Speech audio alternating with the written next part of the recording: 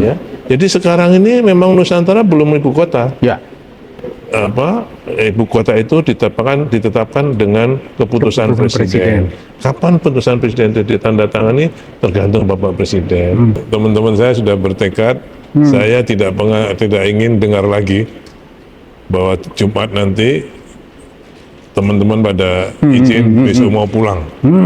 Saya bilang kalau ke Jakarta tuh pergi ke Jakarta, kalau pulang ke IKN. Oh, itu. Supaya menata hati dan rasa bahwa memang kita ditugasi untuk membangun IKN.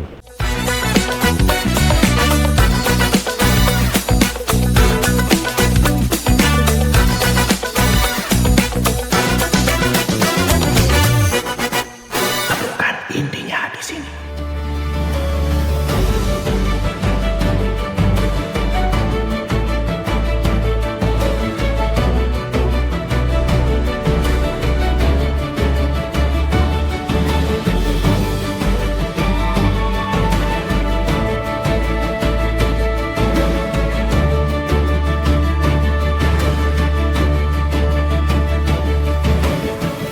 Assalamualaikum warahmatullahi wabarakatuh, pemirsa podcast Kata Kunci, Balikpapan Televisi dan juga Media Kaltim Post Group. Hari ini kita akan ngobrol santai dan saya ngobrol dengan narasumber yang cukup spesial di kesempatan hari ini. Sebetulnya sudah lama kami pengen bertemu dengan Bapak yang satu ini, tapi di tengah kesibukan beliau mungkin akhirnya bisa berjumpa di hari ini dan dalam suasana yang tentunya santai, tidak terlalu serius. Saya akan sapa terlebih dahulu bintang tamu podcast kita yang sangat spesial di kesempatan hari ini. Saya sudah bersama Pak Basuki Hadimulyono, Kepala Otorita Ibu Kota Nusantara. Apa kabar Pak Bas? Terima kasih, selamat sore, Assalamualaikum. Kabar baik, sehat? Waalaikumsalam. Sehat ya Pak ya? Alhamdulillah.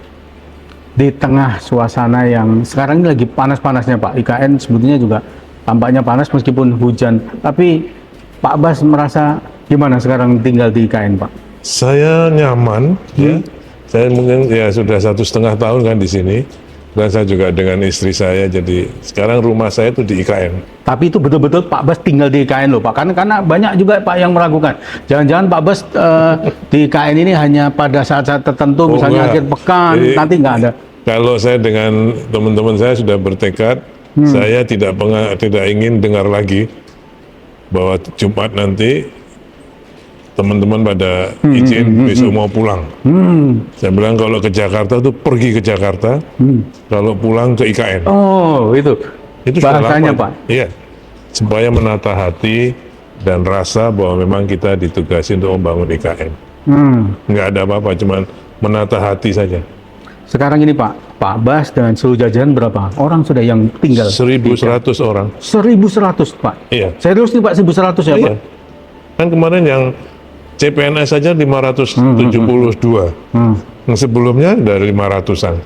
Jadi sudah 1.000 lebih Sudah. tinggal di IKN. Ada 7 rusun yang kita pakai untuk OIKN.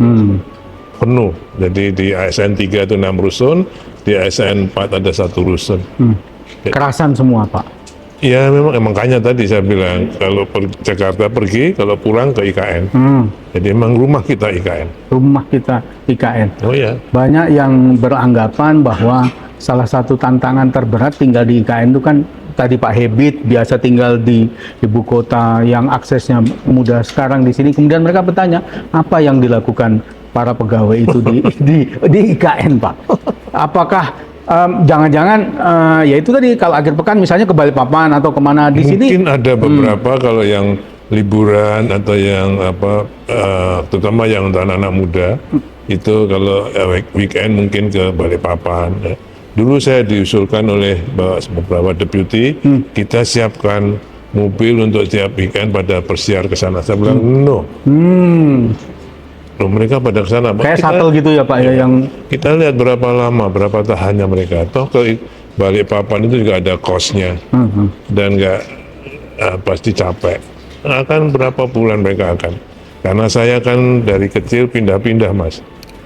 Ya SD saya di Palembang, SMP saya di Papua sampai SMA, ya. Dan sekolah di Gajah Mada di Jogja. kerja di NTT, di Kalimantan.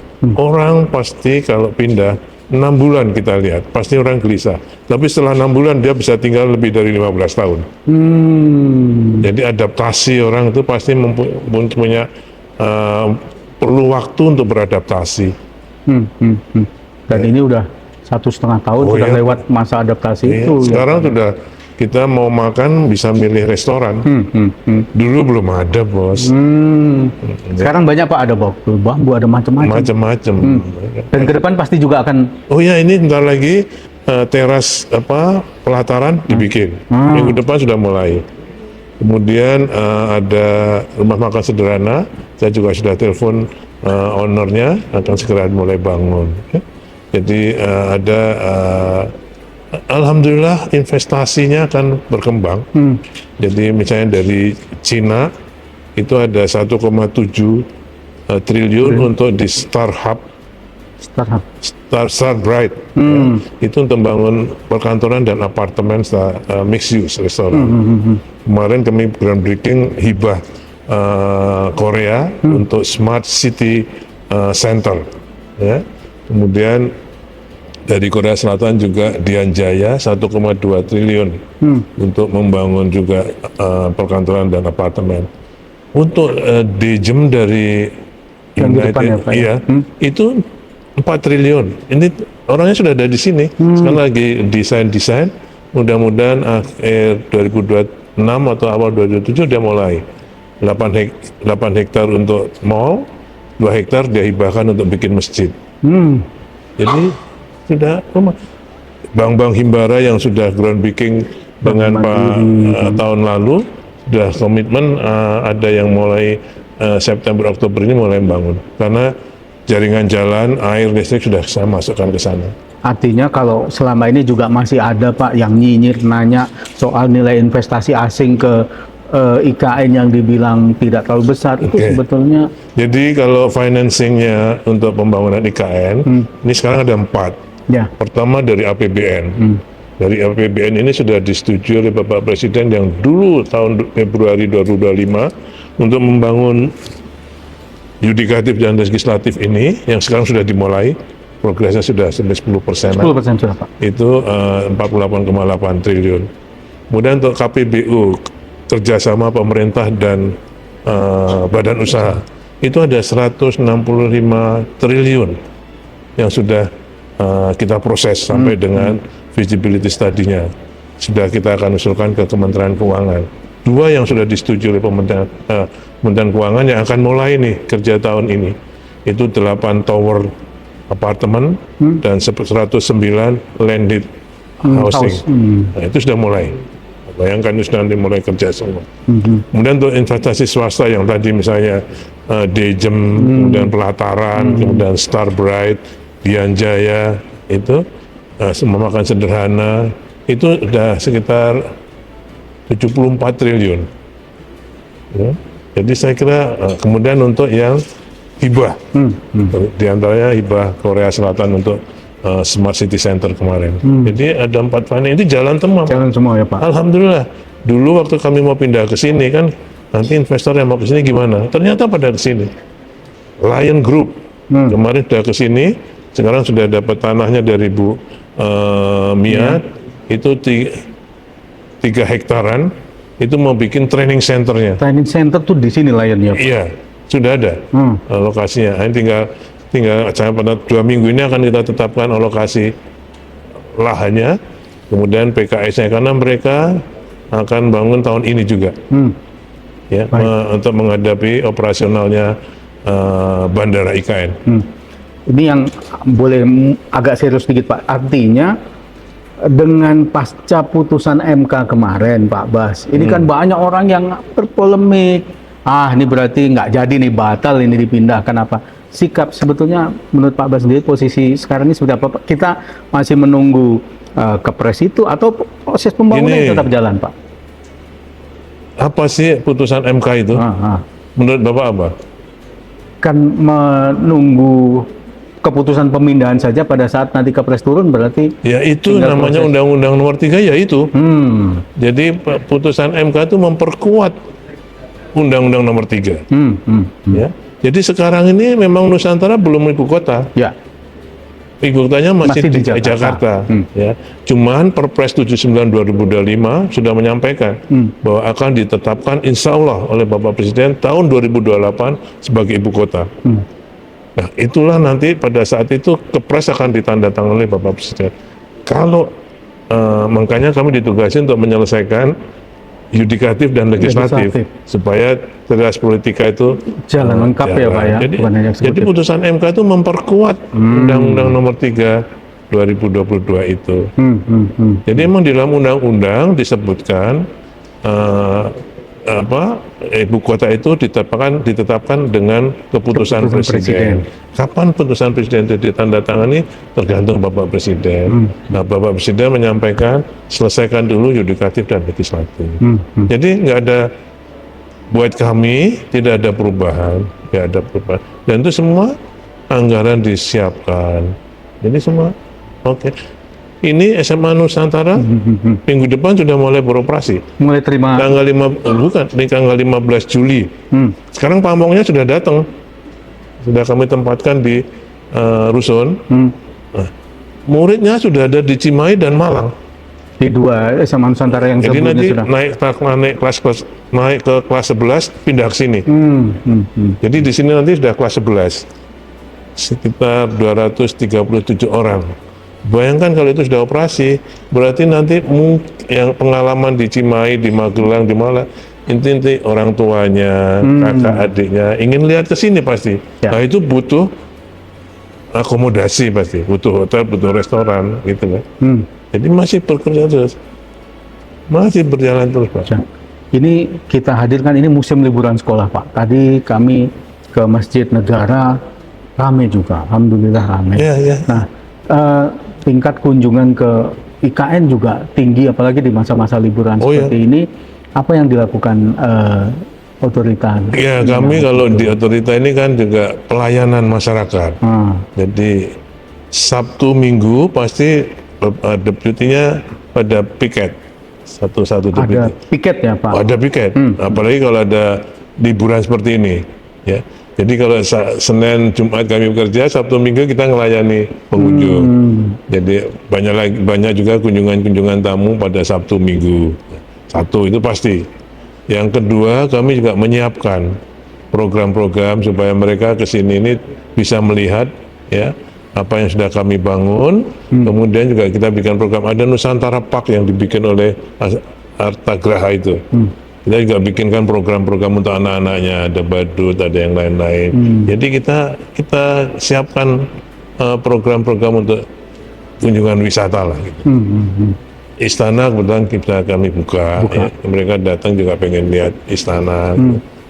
Ini Juni Pak, Juli, Agustus kira-kira sudah ada rencana nih Pak. Biasanya kalau peringatan HUT kemerdekaan itu kan salah satu yang menjadi perhatian masyarakat Indonesia pasti IKN seperti apa. Apakah nanti juga akan ada kegiatan seperti tahun kemarin Pak? Iya, kami sedang menyiapkan itu. Tadi kami juga sudah diskusi dengan teman-teman, akan kita bahas lagi nanti. Nah, pasti karena dengan adanya SMA Nusantara, kami akan melibatkan SMA Taruna Nusantara.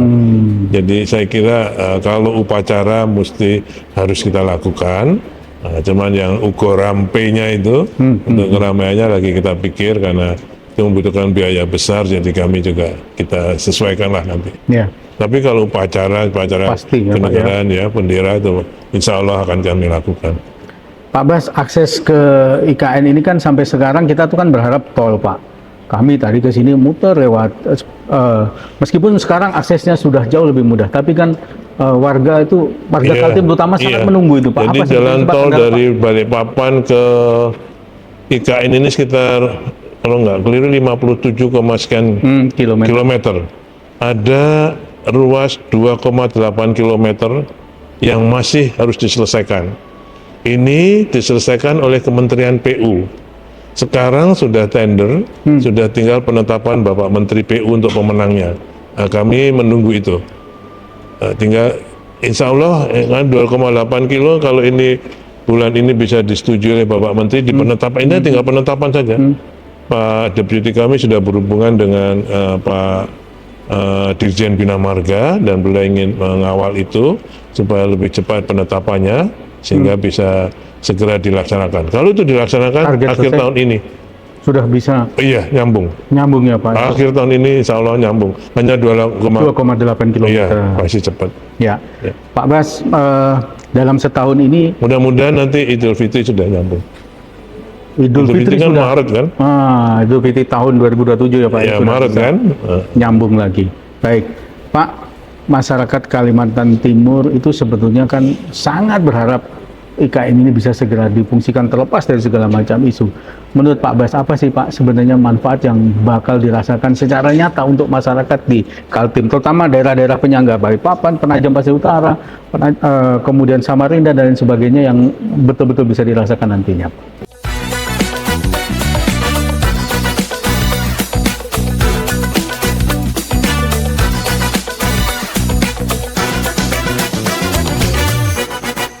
Bukan intinya di sini. Pak, masyarakat Kalimantan Timur itu sebetulnya kan sangat berharap IKN ini bisa segera difungsikan terlepas dari segala macam isu. Menurut Pak Bas, apa sih Pak sebenarnya manfaat yang bakal dirasakan secara nyata untuk masyarakat di Kaltim, terutama daerah-daerah penyangga Balikpapan, Penajam Pasir Utara, kemudian Samarinda dan lain sebagainya yang betul-betul bisa dirasakan nantinya, Pak?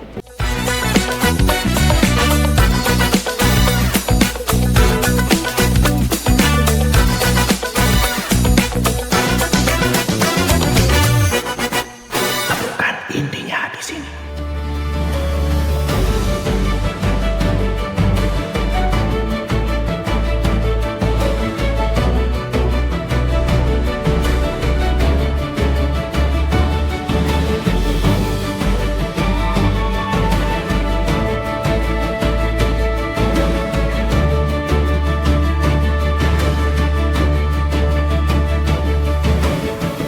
Saat Bappenas menyusun master plan pembangunan, dulu kan dibagi dua. Kami dari Kementerian PUPR menyiapkan urban design-nya untuk melaksanakan ini. Bappenas menyusun master plan untuk pengembangan IKN ini. Salah satunya tujuannya adalah IKN ini sebagai economic hub pembangunan di Kalimantan Timur. Mungkin tidak hanya Kalimantan Timur, tapi juga Kalimantan. Makanya kita pilih di sini karena ada Balikpapan, ada Samarinda, ada IKN. Ini menjadi hubnya pembangunan di IKN ini, ekonomi ini. Jadi tidak hanya KIPP. Ini kan kita baru fokusnya di KIPP. Di klaster lainnya, di wilayah pengembangan lainnya, ada agroindustri, ada perikanan, ada macam-macam. Kami sedang dengan PT Berdikari, nanti juga akan ada peternakan integrasi itu 20 hektar. 20 hektar. Insya Allah lokasinya sudah disepakati dan disetujui oleh Kementerian Pertanian di PT Berdikari, akan segera dikerjakan. Jadi semua nanti ini menjadi hubnya, ya. Jadi ada beberapa perusahaan yang dari Kariangau itu juga akan pindah ke sini. Jadi saya kira secara kegiatan ekonomi akan menjadi lebih dirasakan manfaatnya oleh Kalimantan Timur terutama. Sekarang ini baru Penajam PPU aja mungkin yang merasakan. Tapi Balikpapan, saya kemarin baca di berita turunnya penumpang penerbangan kan sampai 40% di 9.000 per hari misalnya. Iya. Tapi masih untung karena ada RDMP dan IKN. Jadi masih dijagain oleh dua ini, RDMP dan IKN, sehingga penerbangan ini masih menurut berita itu. Jadi saya pikir ini dampaknya akan ada di situ. Jadi saya kira kalau dampaknya ini sekarang misalnya ini ada kontrak di yudikatif legislatif ini besar-besaran, ya kan? Jadi pasti akan pergerakan ekonomi ada di sini. Kalau nggak ada ini pasti juga lebih kecil. Ya.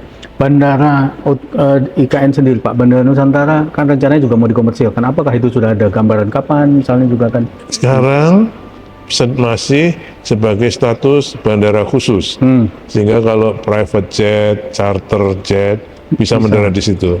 Untuk komersialisasinya untuk bandar umum, kami sudah usulkan perpresnya dan sekarang sudah ada di Sekretariat Negara untuk disetujui oleh Bapak Presiden. menjadi bandara umum. Kami juga sudah approach pada Bapak Menteri Haji, waktu itu ketemu di Rumah Sakit di Abdi Waluyo pada saat cek kesehatan. Kami konsultasi beliau. Beliau hanya minta 400 jemaah bisa dibuka sebagai embarkasi. Nah, di sini ada Kalimantan Timur, ada Kalimantan Selatan, Kalimantan Utara, Sulawesi, Barat, Pak. ya, itu saya kira 400 nggak susah. Insya Allah bisa jadi embarkasi. Ini 3.000 meter dengan panjang dengan 45 meter lebar. Jadi all wide body jet bisa mendarat. Sehingga kalau dari sini langsung ke Jeddah, nggak usah transit di Medan. Langsung bisa langsung Madinah, Pak, ya. Iya, iya. Ya, Jadi saya insya Allah ya semuanya kalau kita harapkan kalau kami itu bisa tahun ini semua bisa terjadi. Makanya Lion sudah mendahului untuk bikin training. Ya. Pak, ada juga kemarin sempat rencana Pak Wapres juga akan segera berkantor di sini. Kalau kita lihat dari sini istananya sudah siap selesai. Udah, ya, kami sedang mengisi furniture-nya. Oke. Beliau sudah mengirimkan beberapa stafnya untuk persiapan alat-alat komunikasinya. Jadi tentunya juga kami berharap beliau akan bisa segera memanfaatkan kantor itu. Kita menunggu beliau saja. Baik, terakhir Pak Bas, kan sudah lama tinggal di IKN. Sudah mulai beradaptasi dengan budaya di Kalimantan, misalnya kuliner, makanan, atau tempat wisata yang Pak Bas kunjungi kalau di sekitar sini sekarang di mana, Pak? Kalau saya sih, kebetulan istri saya juga orangnya senangnya di rumah. Kalau saya cuma bisa mancing, kemudian ke hutannya IAM ya, kalau bisa mau ke sana lihat. Kita juga berkebun anggrek, istri saya senang anggrek, jadi saya juga nanam anggrek gitu kan. Kalau yang kulinernya saya kira semua bisa. Di sini ibu-ibu tuh senang di sini karena harga sayurnya lebih murah dibanding dengan di kalau istri saya di Bekasi misalnya. Lebih murah di Penajam, Pak. Oh iya, di Sepaku ini. Dan bagus-bagus kan. Jadi saya kira ibu-ibu sudah cukup beradaptasi dengan kondisi kami di Sepaku ini. Ya. Berarti sudah jadi orang Kalimantan. Kami juga bikin acara ya. Jadi kalau dulu saya mudanya tahun 84 saya di Kupang, ya, itu juga nggak ada apa-apa dulu. Tapi kita bikin create kegiatan. Kami di sini saya juga adakan alat band sehingga anak-anak muda bisa latihan band. Saya undang guru untuk melatih band itu dari Samarinda itu yang akustik gitu. Akustik itu juga sebagai. Jadi kita acarakan itu. Ke depan ada agenda khusus yang disiapkan otorita IKN, Pak, atau event besar yang mungkin masyarakat Kalimantan Timur juga perlu tahu dalam beberapa bulan mendatang, kira-kira apa yang akan nanti kalau sedang disiapkan, mudah-mudahan bisa terjadi itu e-karting. Jadi pada mungkin akhir Agustus atau awal September kita melakukan balap go-kart elektrik di sini.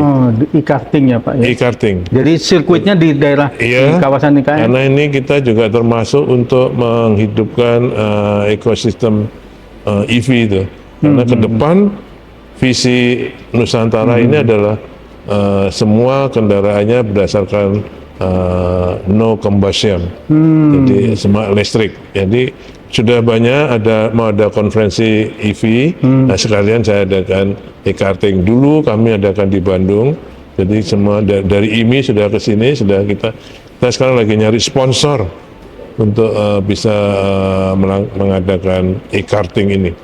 Mudah-mudahan kalau ada e-karting itu untuk dalam rangka Hari Jalan dan juga dalam rangka 17 Agustusan, tapi karena waktunya nyerempet nanti kita ikutkan akhir Agustus atau awal September. Mudah-mudahan banyak sponsor yang ingin mendukung ini. Terakhir Pak, ada yang mau disampaikan bagi masyarakat Kalimantan Timur dengan kehadiran IKN ini apa Pak yang kira-kira diharapkan? Mungkin kan dalam perjalanan ini juga ada tantangan yang dihadapi oleh Ibu Kota Nusantara, terutama otorita IKN dalam melakukan pembangunan. Oke, saya kira kalau untuk masyarakat Kalimantan Timur, kami ditugasi untuk membangun IKN. IKN, tapi kita sadar semua dimanapun pasti adat istiadatnya pasti harus kita adopt semua di apalagi di Kalimantan Timur ini banyak sekali adat istiadat yang harus kita ikutin ya. Untuk itu saya sangat berharap pada masyarakat Kalimantan Timur atas dukungannya ya untuk pembangunan IKN ini ya. IKN ini kita siapkan untuk generasi ke depan ya, untuk benar-benar kita siapkan pembangunan IKN ini untuk ibu kota generasi bangsa Indonesia ke depan ini, bukan untuk yang generasi sekarang. Generasi sekarang saya kira seperti saya ini menyiapkan saja, membangun, nanti ini semuanya dimanfaatkan untuk para generasi muda kita. Jadi tolong kami mohon betul dukungannya untuk karena membangun infrastruktur tidak lebih susah daripada permasalahan pemasyarakatan.